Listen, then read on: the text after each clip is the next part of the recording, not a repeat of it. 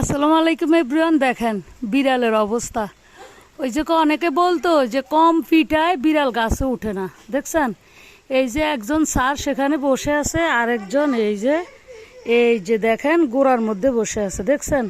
মানে ওনার ভয়ে উনি গাছে উঠে আছেন, দেখছেন কিভাবে রিক্সে সে বসে আছে, দেখছেন? নামতেও পারে না, উঠতেও পারে না। এই হয়েছে তার অবস্থা। দেখেন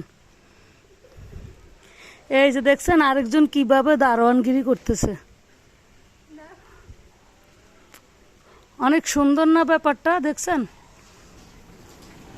ভালো লাগলে লাইক কমেন্ট শেয়ার করবেন। দেখেন উনি গাছে ধরে রাখতে পারতেছে না, কিন্তু পড়ে যাওয়ার আশঙ্কাই খুব বেশি। তারপরেও চেষ্টা করতেছে নিজের জীবন বাঁচানোর জন্য।